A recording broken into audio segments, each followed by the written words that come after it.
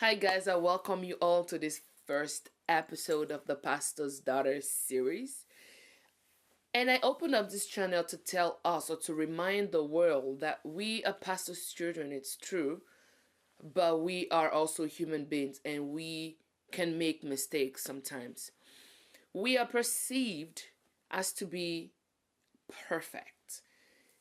Because my dad is into ministry, because my mom is into ministry, I have to be the example that every other young lady is looking up to, which is great. But the truth of the matter is that we are on the spotlight 24/7, and we are sometimes robbed of our childhood. We are robbed of our feelings. I have a lot to say, but today I'm just deciding to share with you guys the story of another pastor's daughter. I have my story to share, but that will come along the line.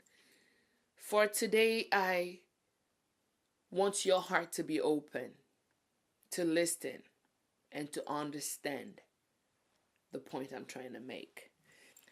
I was 18 when I met this man. He had a child with his supposed ex at the time we met.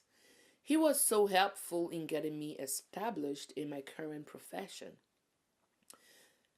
which by God's grace pays very well. I lost my virginity to him not so long after we met, and in the course of our relationship had several abortions. Being a pastor's daughter, it was obviously a secret she had to keep.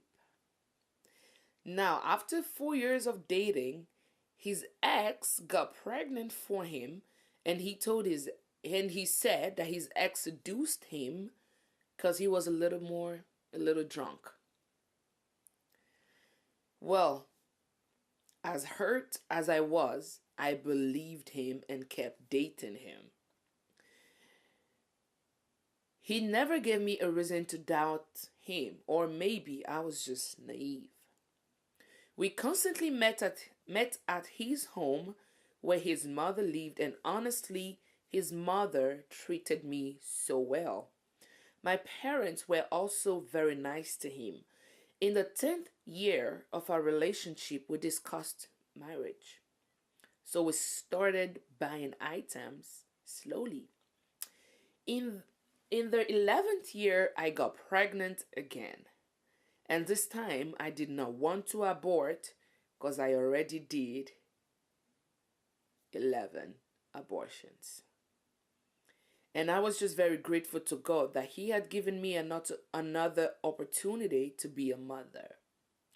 So I told my family about the pregnancy, and now the man was asked to come and perform the marriage rites. And that was when everything unfolded. First of them was his supposed ex was a woman he was living with. She was pregnant with their third child, and the pregnancy was only a month older than mine. I found out that his home I thought he lived in and visited constantly was his mother's house. He didn't live there. His mom was on very bad terms with his baby mama, hence the warm treatment and cover up I got. All the nights he called before I slept were calls he made at a cool place before getting home, and we spoke almost every night. The kid's mama knew about my existence, and the few times we met in town, it was insult upon insult. But I overlooked them because they seemed to be out of jealousy. She is the type who is able to go to the man's workplace to make noise and insult him over issues that can be discussed quietly at home. She has publicly humiliated the man's mother, and that's why the woman did not like her. So maybe if she had presented her case to me well, I would have listened and we won't be in this situation. So now, after finding out about everything with pain, we had our traditional marriage just to save the face of my father. He was a pastor, of course. The whole plan was to annul the marriage after a year. Now, this man had to also go and perform the traditional marriage rites for the other woman because she was also pregnant and her family wanted her to give birth first. So this mom, who has been in my life for 12 years old, for 12 years, and 17 years in the other lady's life, has both of us as his wives. I am the very cool type and my rival is very rowdy. Quite obvious this man likes both.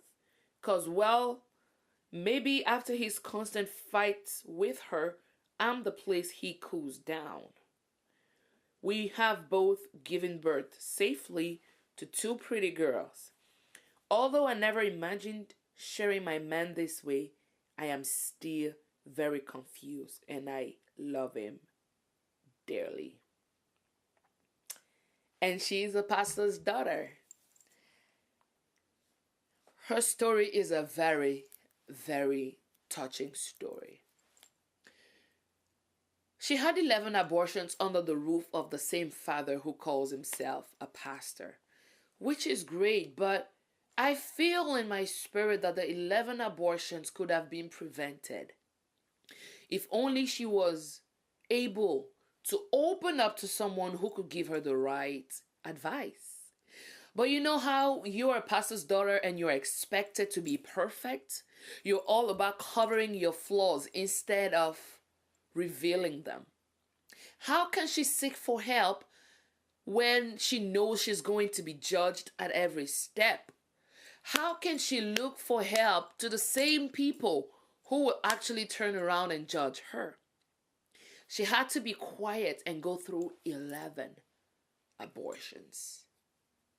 That's a lot.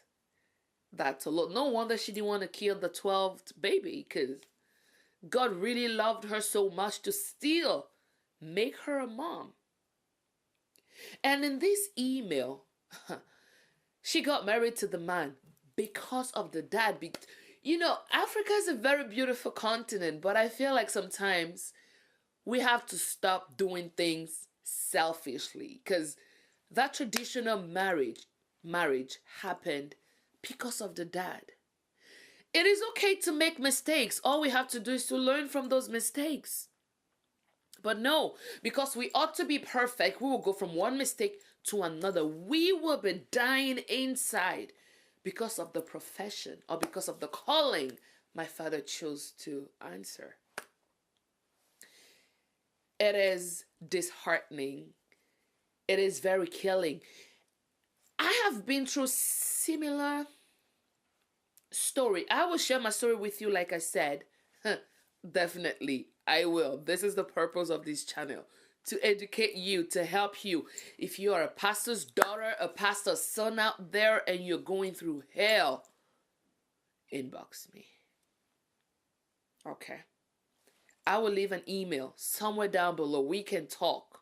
We can make our parents understand that it's not all about them sometimes. Our happiness matters. We need light. I remember in my house, sex was never a topic. In fact, it was a taboo. How can sex be a taboo when I'm a teenager and I should know everything about it? How can sex be a taboo when I go to school and all I hear is sex? How can I be expected to be perfect when I'm still young and very naive? You know, I will also share with you the story of Sarah Jakes. She got pregnant at 14.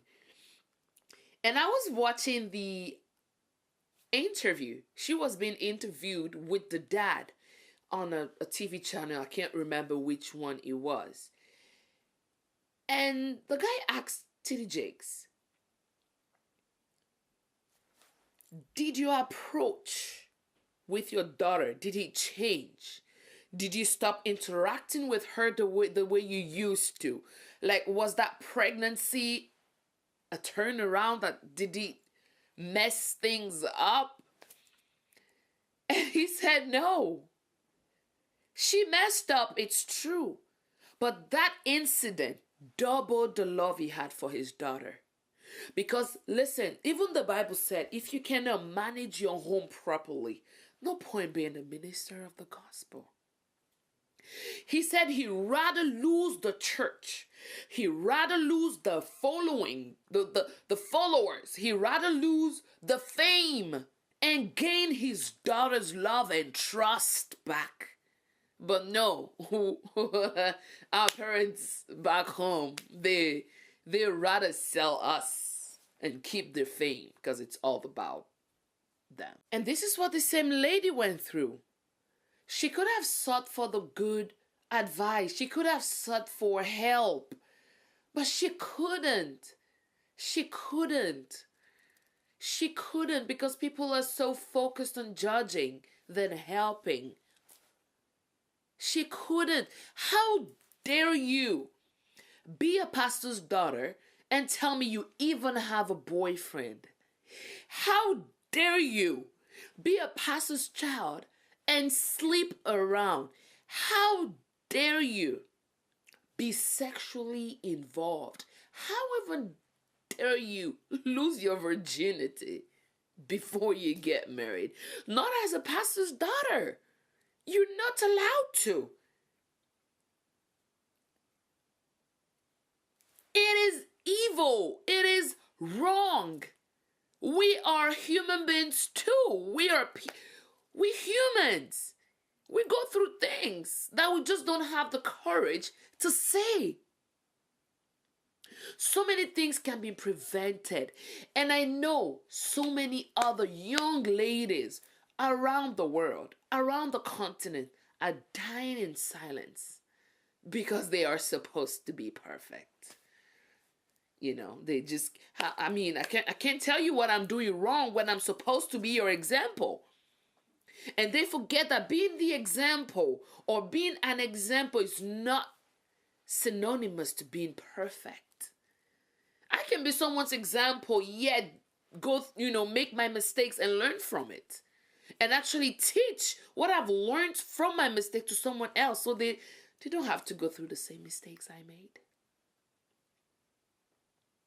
But no, we are robbed of our childhood, of our teenage years, of our lives, basically, because our lives revolve around what my parents do, what my mom does, what my dad does as a minister of the gospel. I've been through these, and I want to give you the love you need, the advice you need, the comfort you need, the help you need if you are dying inside. And you know what? Before you actually make my mistakes, please, please, please learn from me. I have been through that, so you don't have to go through that. I hope I'm able to inspire you. I hope you are able to learn from me and from other pastors' children who have really gone through hell. If you are and you have a story to share, please inbox me or email me. I will be glad to have your assistance while we help someone else out there. Sika Gold is your host. Thank you for watching, and I'll see you next time.